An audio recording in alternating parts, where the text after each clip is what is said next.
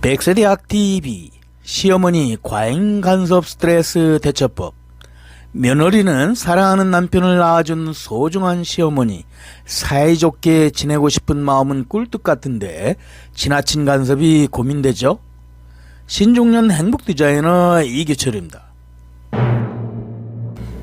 첫 번째, 왜 시어머니는 과잉 간섭을 하나요? 하나, 아들에 대한 애정이 너무 깊다. 많은 시어머니에게 며느리의 남편은 언제까지나 귀여운 아들로 남아있답니다. 밥은 잘 먹고 있는지 모르겠네. 일 때문에 피곤하지는 않을까? 엄마로서 순수한 걱정이 결혼해서 가정을 이룬 후에도 계속됩니다. 그 깊은 애정이 때로는 며느리에게는 과잉 간섭으로 나타난답니다. 둘, 자신의 가치관이 절대라고 생각한다. 시어머니가 살아온 시대와 현대는 상식이나 가치관이 많이 다릅니다. 하지만 시어머니는 자신이 겪어온 방식이 가장 옳다고 믿는 경우가 많아요. 옛날에는 이렇게 했지. 며느리를 위해서 하는 말이야. 이 말 뒤에는 내 방식대로 너도 행복했으면 좋겠다는 좀 일방적인 선의가 숨어 있답니다. 셋, 강한 고독감과 외로움을 안고 있다.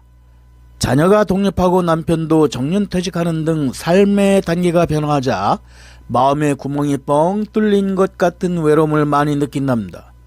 그럴 때 가장 가까운 존재인 아들 가족을 돌봄으로써 자신의 존재 의미를 되새기게 되죠. 나는 아직 필요로 하고 있다라고 느끼고 싶은 그런 마음의 행동이 결과적으로 과잉 간섭으로 연결된답니다. 두 번째, 시어머니의 과잉 간섭 구체적인 이해. 하나, 사전 약속 없이 갑작스러운 방문. 띵동댕 하고 울린 인터폰 모니터에 비친 한박 웃음을 띤 시어머니. 근처에 왔다가 들러봤어. 이 한마디에 얼어붙죠. 방은 어질러져 있고 쌩얼에 파자마 차림. 급하게 치우며 머릿속은 공황 상태입니다. 거절할 수도 없고 부침성이 있는 웃음을 지으며 차를 내는, 그동안 쌓인 것이 큰 스트레스가 되어갑니다. 둘, 부부의 사적인 일에 개입. 부부의 일은 부부가 결정하고 싶다. 그런데 민감한 문제까지 거침없이 파고듭니다. 아이는 아직 준비 안 됐어? 빨리 손자 얼굴을 보고 싶네. 둘째도 생각하지 않으면 형제가 없으니까 불쌍해. 남편 월급은 잘 관리하고 있어? 임신 활동이나 가게 일 등 매우 사적인 일까지 참견하면 역시 기분이 우울해져 버립니다. 셋, 육아 정책에 대한 과도한 개입. 기다리던 아기가 태어나면 시어머니 간섭은 더욱 뜨거워집니다. 물론 손자를 귀여워하는 마음은 잘 알죠. 모유 아니야? 우유만으로는 애정이 부족해. 울면 바로 안다 보면 앉는 버릇이 생겨. 이유식은 더 일찍부터 시작해야 돼 등 소아과 선생님의 지도보다 시어머니의 옛날엔 이랬다 한마디가 우선인 상황은 정말 괴롭답니다. 넷, 가사나 집안일에 대한 간섭. 며느리가 매일 노력하고 있는 가사에도 간섭에 손이 뻗어온답니다. 어머나, 오늘 조림맛이 좀 싱거운데? 청소 더 구석구석 해야 돼. 빨래 말리는 방법이 다르잖아? 등 마치 며느리의 일하는 모습을 체크하는 시어머니처럼 세세하게 잘못을 지적하면 집에 있는 것 자체가 고통스러워집니다. 자신의 방식을 존중받지 못하고 항상 감시당하고 있는 듯한 느낌은 조금씩 며느리의 자신감과 미소를 빼앗아간답니다. 세 번째, 문제 해결의 열쇠는 남편, 능숙한 전달법. 하나, 감정적이지 않고 나를 주어로 한다. 남편과 상의할 때 나도 모르게 감정적으로 유메시지인 너희 엄마가 심한 말을 해. 그러면 남편은 당신의 어머니를 공격당했다고 느끼고 방어적인 자세가 되죠. 중요한 것은 나를 주어로 해서 마음을 전하는 아이 메시지입니다. 나는 시어머니가 그렇게 말씀하셔서 너무 슬펐다. 나는 시어머니가 약속 없이 오시면 준비가 안 돼서 초조해져. 이렇게 나를 주어로 하면 단순한 푸념이나 비난이 아니라 아내의 순수한 마음이 남편에게 전달됩니다. 둘, 구체적 사실과 자신 기분을 세트로 얘기한다. 항상 간섭받아서 싫다는 식의 막연한 불만만 전달하면 남편은 그 상황의 심각성을 잘 모르죠. 남편에게는 특히 구체적으로 사실을 전달해야 합니다.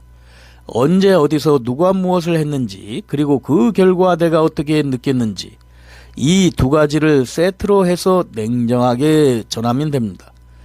지난 일요일 오후에 시어머니가 사전 약속 없이 오셨잖아요.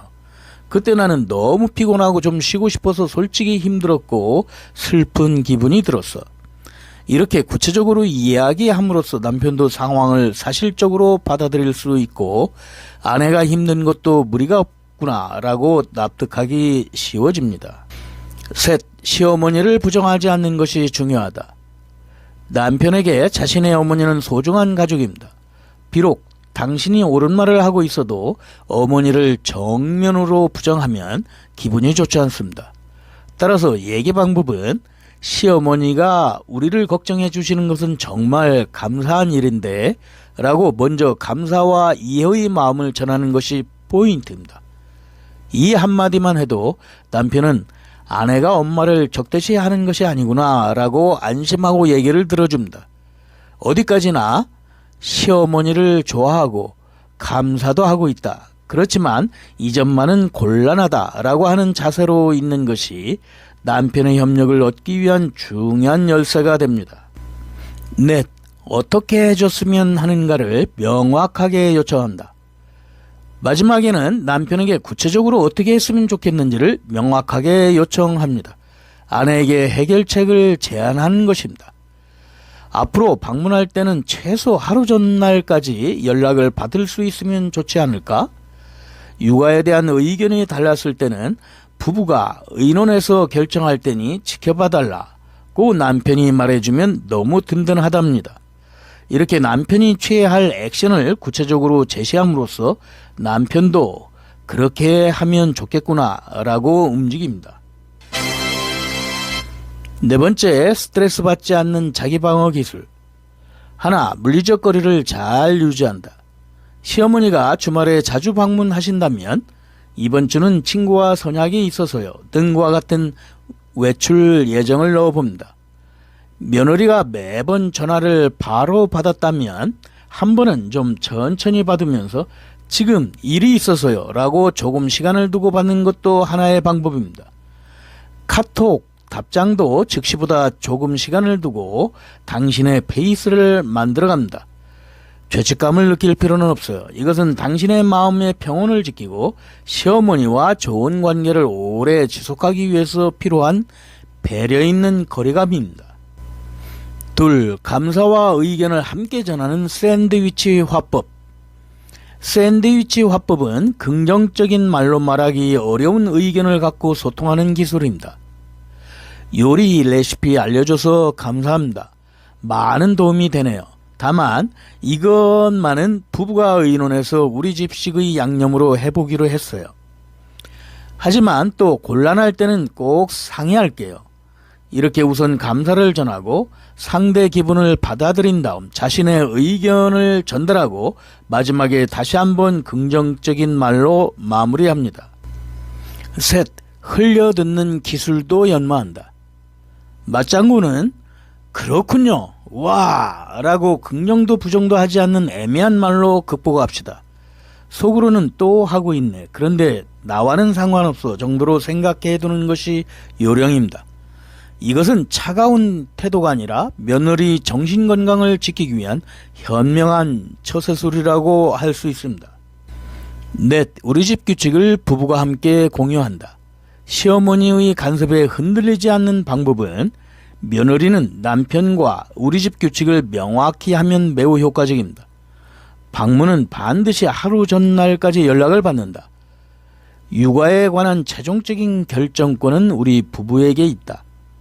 돈의 지원은 정말로 어려울 때를 제외하고는 스스로 노력한다 등. 시어머니와 관계 방법에 대해 미리 부부끼리 공통인식을 가져봅시다. 이 축이 튼튼하다면 시어머니가 뭐라고 했을 때도 부부가 일관된 대응을 취할 수 있습니다. 남편도 같은 생각이다 라고 하는 안정감은 며느리에게 큰 마음의 버팀목이 될 것입니다.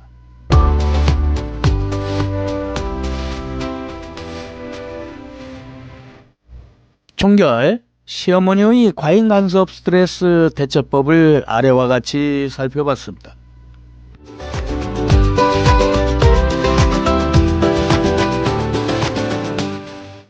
건강 100세 멋진 신중년, 다음 100세 대학 기대됩니다.